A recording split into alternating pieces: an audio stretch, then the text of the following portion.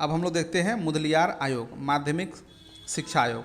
आगे चलकर केंद्रीय शिक्षा सलाहकार बोर्ड की अनुशंसा पर भारत सरकार द्वारा 1952-53 में लक्ष्मण स्वामी मुदलियार की अध्यक्षता में माध्यमिक शिक्षा आयोग का गठन किया।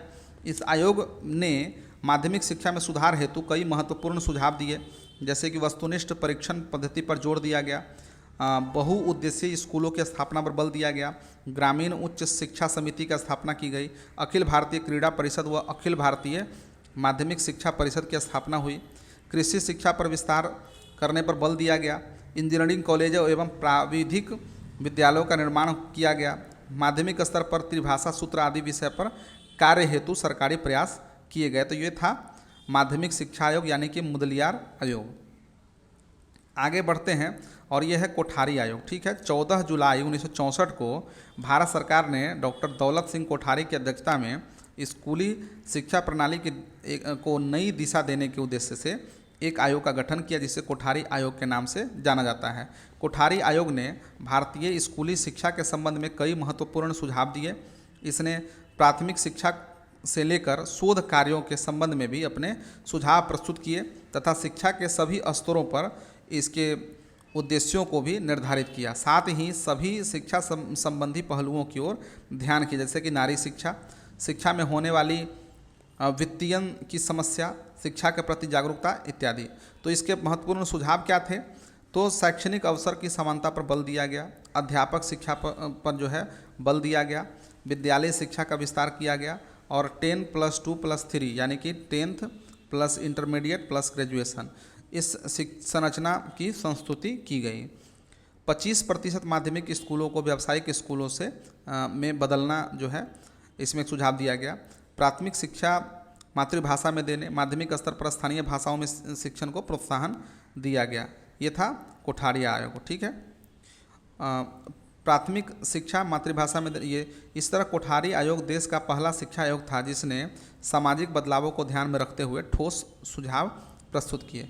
इसके बाद आता है राष्ट्रीय शिक्षा नीति 1968। ठीक है, तो 1952 में लक्ष्मण स्वामी मुदलियार की अध्यक्षता में गठित माध्यमिक शिक्षा आयोग तथा 64 में दौलत सिंह कोठारी की अध्यक्षता में गठित भारतीय शिक्षा आयोग की अनुशंसा को ध्यान में रखते हुए 1968 में राष्ट्रीय शिक्षा नीति की घोषणा की गई।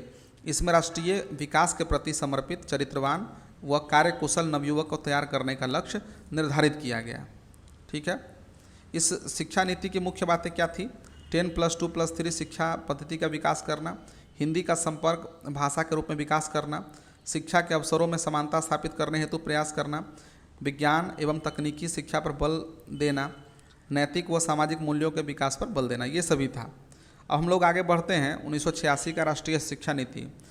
आगे चलकर केंद्र सरकार ने देश की शिक्षा व्यवस्था को 21वीं सदी की चुनौतियों का सामना करने के अनुरूप बनाने के उद्देश्य से 1986 में नई राष्ट्रीय शिक्षा नीति की घोषणा की गई। इस नीति के द्वारा पूरे देश में 10+2+3 संरचना को अनिवार्य बना दिया गया तथा एक प्रोग्राम ऑफ एक्शन तैयार किया गया। इस नीति की मुख्य विशेषताएं निम्नलिखित थी, जैसे कि पहला कि 21वीं सदी की आवश्यकताओं के अनुरूप बच्चों को आवश्यक कौशल एवं योग्यताओं का विकास करना।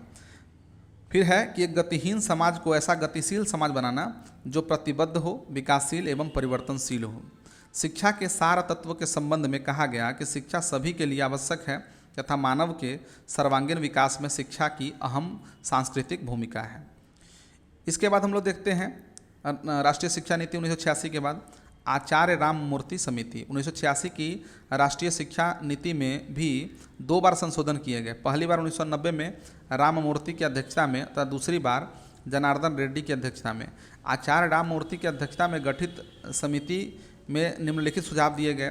पहला, कौशल विकास पर बल और परीक्षा प्रणाली में सुधार, स्त्री शिक्षा को प्रोत्साहन, धार्मिक अंतरों को कम करना, जैसे कि शैक्षणिक उपलब्धि, अवसरों इत्यादि के जो संदर्भ में धार्मिक अंतरों को कम करना, विद्यालय प्रशासन का विकेंद्रीकरण इत्यादि, ये सभी सुझाव दिए गए। फिर उसके बाद है इसी का जो संशोधन राष्ट्रीय शिक्षा नीति का संशोधन किया गया 1992 में, उसे देखते हैं।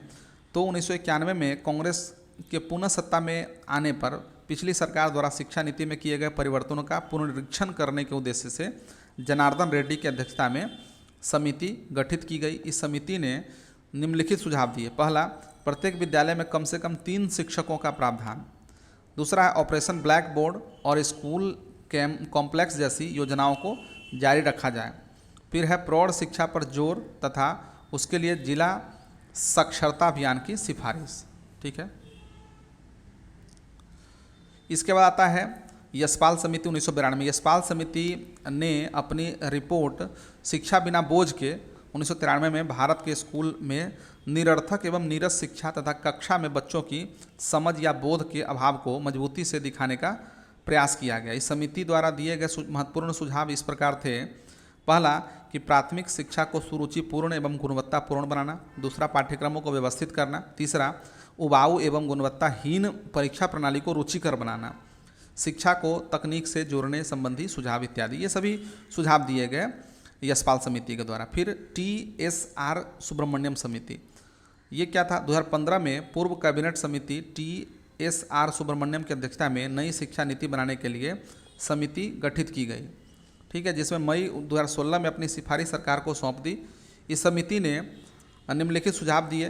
पहला कि कक्षा 5 तक विद्यार्थियों को अनुत्तीर्ण नहीं करने तथा कक्षा 6 में परीक्षा आधारित पुरानी पद्धति को लागू करने पर जोर। आर्थिक रूप से कमजोर विद्यार्थियों को स्कूलों में आरक्षण दिए जाने पर जोर। शिक्षकों की भर्ती हेतु शिक्षक प्रवेश परीक्षा TET की अनिवार्यता तथा B.Ed कोर्स में नामांकन हेतु स्नातक परीक्षा में 50% अंकों की अनिवार्यता पर जोर दिया गया। श्रेष्ठ 200 विश्वविद्यालयों को भारत में परिसर खोलने की स्वीकृति प्रदान करने पर जोर, ये था। अब सुब्रमण्यम आयोग समिति के बाद हम लोग देखते हैं डॉक्टर के कस्तूरी रंगन कमेटी। मई 2019 में डॉक्टर के कस्तूरी रंगन के नेतृत्व में समिति ने राष्ट्रीय शिक्षा नीति का एक नया प्रारूप प्रस्तुत किया। यह draft policy access, equality, quality, accountability, affordability के आधारभूत स्तंभों पर बनाई गई थी। इसकी मुख्य सिफारिशें किस प्रकार थी? तो इस मसौदे के तहत शिक्षा के अधिकार अधिनियम के दायरे को विस्तृत किया गया। साथ ही स्नातक पाठ्यक्रमों को भी संशोधित किया गया। मसौदा नीति में लिबरल आर्ट्स एजुकेशन के 4 वर्षीय कार्यक्रम को फिर से शुरू करने तथा MPhil प्रोग्राम को रद्द करने का प्रस्ताव दिया। नए पाठ्यक्रम में 3 से 18 वर्ष तक के बच्चों को कवर करने के लिए 5+3+3+4 डिजाइन जो आयु वर्ग के 3 से 8 वर्ष, 8 से 11 वर्ष, 11 से 14 वर्ष और 14 से 18 वर्ष तैयार किया गया। इसमें बुनियादी शिक्षा से लेकर सेकेंडरी शिक्षा तक पढ़ाई शामिल है। यह मसौदा शिक्षा का अधिकार अधिनियम 1986 की धारा 12(1)(c) जो निजी स्कूलों में सामाजिक और आर्थिक रूप से पिछड़े विद्यार्थियों के समावेशन की बात करता है, को और अधिक बेहतर क्रियान्वयन के साथ लागू करने की बात करता है। अन्य महत्वपूर्ण सिफारिशें क्या थी कि 10वीं से 12वीं की कक्षा के छात्रों के लिए लचीली और मॉड्यूलर बोर्ड परीक्षाओं के प्रावधान के साथ स्कूल शिक्षा में एक सेमेस्टर प्रणाली का आरंभ करना। उच्च शिक्षा संस्थान में 4 साल के स्नातक कार्यक्रम की शुरुआत और मौजूदा 3 वर्षीय BA, BSc, BCom और वोकेशनल कार्यक्रमों के पुनर्गठन के साथ छात्रों को एकाधिक निकास और प्रवेश विकल्प प्रदान करने के प्रावधानों के साथ सुझाव भी दिए गए। एक राष्ट्रीय शिक्षा आयोग की स्थापना का भी मसौदा में प्रावधान है, जिसके अध्यक्ष जो है प्रधानमंत्री जी होंगे। एक राष्ट्रीय उच्च शिक्षा नियामक प्राधिकरण, ठीक है, की स्थापना NHERA, ठीक है, की स्थापना जो UGC, AICTE और अन्य सभी निकायों को इसमें शामिल करेगी, यह सुझाव दिया गया। फिर उसके बाद उच्च शिक्षा संस्थानों के संकाय सदस्यों के व्यावसायिक विकास के लिए एक राष्ट्रीय कार्यक्रम प्रारंभ किया जाएगा। विदेशों में भारतीय संस्थानों की संख्या में वृद्धि करने के साथ साथ दुनिया के 200 विश्वविद्यालयों को भारत में अपनी शाखाएं स्थापित करने की अनुमति देगा। इसका मुख्य उद्देश्य क्या है? उच्च शिक्षा का अंतर्राष्ट्रीयकरण करना है। स्कूली पाठ्यक्रम में शामिल होने के लिए गणित, खगोल विज्ञान, दर्शन, चिकित्सा के लिए प्राचीन ज्ञान प्रणालियों के योगदान को सुनिश्चित किया जाएगा। और अब हम लोग देखते हैं कस्तूरी रंगन के सिफारिश पर ही ये राष्ट्रीय शिक्षा नीति बनी 2020, तो इसे देख लेते हैं। डॉक्टर के कस्तूरी रंगन समिति की अनुशंसा के आधार पर राष्ट्रीय शिक्षा नीति 2020 लाई गई, जो कि 21वीं सदी की पहली शिक्षा नीति है। पहुंच, समानता, गुणवत्ता, वहनीयता और उत्तरदायित्व के आधार स्तंभों पर निर्मित यह नीति सतत विकास हेतु 2030 के एजेंडे से जुड़ी है। इसका लक्ष्य है स्कूल और कॉलेजों दोनों की शिक्षा को अधिक समग्र और लचीला बनाकर भारत को जीवंत ज्ञान समाज और वैश्विक ज्ञान महाशक्ति के रूप में स्थापित करना।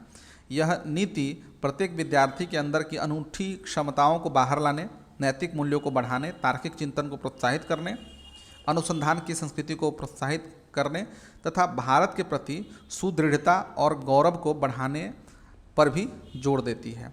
इस नीति की एक महत्वपूर्ण विशेषता है कि तैयारी से पूर्व से तैयारी करने और क्रियान्वयन तक प्रत्येक स्तर पर अभूतपूर्व परामर्श की प्रक्रिया। राष्ट्रीय शिक्षा नीति 2020 प्री स्कूल से माध्यमिक स्तर तक सभी स्तरों पर स्कूली शिक्षा को सार्वभौमिक पहुंच सुनिश्चित करने पर बल देती है। ठीक है, इस प्रकार उपयुक्त वर्णित शिक्षा आयोगों समितियों ने देश को विकसित राष्ट्र बनाने में शिक्षा को एकमात्र साधन के रूप में स्वीकार किया तथा समय एवं परिस्थितियों के अनुरूप शिक्षा को परिमार्जित करने हेतु कई उपयोगी सुझाव प्रस्तुत किए। देश को 100% साक्षर बनाने हेतु सरकारी स्तर पर कई योजनाओं का क्रियान्वयन किया जा चुका है, किंतु देश इस लक्ष्य को प्राप्त करने में अभी तक सफल नहीं हो पाया है। अभी इस दिशा में काफ़ी कार्य किए जाने की आवश्यकता है। ठीक है, अब हम देखते हैं कि सामाजिक सुधार अधिनियम जो आए वो देखते हैं। जैसे कि शिशु वध प्रतिबंध 1795 1804 में सर जॉन शोर और लॉर्ड विलेजली। ठीक है, और शिशु हत्या को साधारण हत्या माना जाने वाला यह मतलब इस पर जो है प्रतिबंध लगाया गया। फिर सती प्रथा पर प्रतिबंध कब लगाया गया? 1829 में, और गवर्नर जनरल वायसराय कौन थे? Lord William Bentinck. और सती प्रथा पर यह पूर्ण प्रतिबंध लगा दिया गया। दास प्रथा पर प्रतिबंध लगा 1843। लॉर्ड एलन बरो उस समय गवर्नर जनरल थे और दासता को प्रतिबंधित कर दिया गया। इसमें विधवा पुनर्विवाह अधिनियम 1856 लॉर्ड कैनिंग के कार्यकाल में हुआ था और विधवा पुनर्विवाह की अनुमति प्रदान की गई थी। सिविल मैरिज एक्ट देखें 1872 में, और लॉर्ड नॉर्थब्रुक ने यह जो है अधिनियम जो है पारित किया था। तो इस अधिनियम के द्वारा लड़कियों के विवाह की निम्नतम आयु जो है 14 और लड़कों की जो है 18 वर्ष निर्धारित की गई। फिर उसके बाद है सम्मति आयु अधिनियम 1891 में, लॉर्ड लैंसडाउन द्वारा यह अधिनियम लाया गया और लड़कियों के लिए विवाह योग्य आयु 12 वर्ष निर्धारित की गई। फिर शारदा अधिनियम 1929 लॉर्ड इरविन के द्वारा लड़कियों के लिए विवाह योग्य आयु 14 वर्ष और लड़कों के लिए 18 वर्ष निर्धारित किया गया। हिंदू महिला संपत्ति अधिनियम 1937 लॉर्ड लिनलिथिगो, हिंदू महिलाओं को संपत्ति का अधिकार मिला। ठीक है, और हम लोग देखते हैं कि भारतीय स्वतंत्रता सेनानियों के प्रमुख नारे करो या मरो महात्मा गांधी, स्वराज हमारा जन्मसिद्ध अधिकार है बाल गंगाधर तिलक, सरफरोशी की तमन्ना अब हमारे दिल में है राम प्रसाद बिस्मिल, इनकलाब जिंदाबाद हसरत मोहाने, साम्राज्यवाद का नाश हो भगत सिंह, दिल्ली चलो सुभाष चंद्र बोस, सारे जहां सच्चा हिंदुस्तान हमारा मोहम्मद इकबाल, पूर्ण स्वराज और आराम हराम है जवाहरलाल नेहरू, मारो फिरंगी को मंगल पांडे, जय जवान जय किसान लाल बहादुर शास्त्री 1965 के भारत पाकिस्तान युद्ध के समय, कर मत दो सरदार वल्लभ भाई पटेल, विजयी विश्व तिरंगा प्यारा श्यामलाल प्रसाद गुप्ता पार्षद, वंदे मातरम बंकिम चंद्र चटर्जी, जनगण मन अधिनायक जय है रविन्द्रनाथ टैगोर, तुम मुझे खून दो मैं तुम्हें आज़ादी दूंगा सुभाष चंद्र बोस। ठीक है, who lives if India dies, who lives if India dies Jawaharlal Nehru, Simon go back और भारत छोड़ो यूसुफ अली मेहर। ठीक है, Yusuf Ali Meher Simon go back नारे को लाला लाजपत राय एवं भारत छोड़ो आंदोलन भारत छोड़ो को महात्मा गांधी ने लोकप्रिय बनाया। ठीक है, तो याद रखें साइमन गो बैक का नारा जो है वो देने वाले थे यूसुफ मेहर अली, लेकिन इसको लोकप्रिय बनाने का काम जो है लाला लाजपत राय ने किया। और भारत छोड़ो ये नारा था यूसुफ मेहर अली का और महात्मा गांधी ने इसे लोकप्रिय बनाया था। इनकलाब जिंदाबाद के नारे के व्यापक प्रयोग के माध्यम से इसे भगत सिंह द्वारा प्रचलित किया गया, हालांकि नारे के मूल रचनाकार हसरत मोहानी ही थे। ठीक है, तो अब कुछ व्यक्तित्व देख लेते हैं और उनकी जो उपाधियां हैं वो देखें। सुभाष चंद्र बोस को उपाधि जो प्राप्त हुई देश नायक, रविन्द्रनाथ टैगोर ने कहा था इनको देश नायक, और नेताजी भी कहा गया इनको, और देशभक्तों का देशभक्त जो है वो महात्मा गांधी के द्वारा इनको कहा गया, देशभक्तों का देशभक्त। गांधी जी के उपाधियाँ थी महात्मा, जो रविन्द्रनाथ टैगोर जी ने दिया, राष्ट्रपिता सुभाष चंद्र बोस ने कहा, one man boundary force Mountbatten ने कहा, और बापू से प्रसिद्ध थे। Dadabhai Naoroji grand old man of India, Sarojini Naidu nightingale of India, Mahatma Gandhi द्वारा यह उपाधि दी गई थी। गोपाल हरि देशमुख, लोक हितवादी। बाल गंगाधर तिलक, भारतीय शांति का जनक, वेलेंटाइन सिरोल ने कहा था और लोकमान्य, लोग प्यार से कहते थे। वल्लभ भाई पटेल, सरदार की उपाधि दी बारदोली क्षेत्र की महिलाओं के द्वारा। और भारतीय बिस्मार्क और लौह पुरुष इनको कहाता है। अब्दुल गफ्फार खान, सीमांत गांधी और बादशाह खान से यह प्रसिद्ध है। जयप्रकाश नारायण को लोकनायक कहता है और चार्ल्स फ्रेजर एंड्रयूज इनको दीनबंधु महात्मा गांधी जी ने कहा। चित्तरंजन दास को Deshbandhu, friend of the nation कहा। तो इस प्रकार से दोस्तों हम लोगों ने 3 पार्ट में इस पूरे विविध के पार्ट को भी कवर कर लिया। ठीक है, तो अब हम लोग का जो आधुनिक भारत का जो पूरा खंड है, जो हम लोग दृष्टि क्विक बुक से लेके चल रहे थे, तो अब यह समाप्त हो गया। तो अब इसका रिवीजन करें, जितना रिवीजन हो सकता है। 71वीं का एग्ज़ाम जब तक नहीं होता है तब तक आप इसे रिवीजन कर सकते हैं। तो इसका रिवीजन करें, इससे फ़ायदा उठाएं और मिलते हैं अब अगले खंड में। तब तक के लिए धन्यवाद।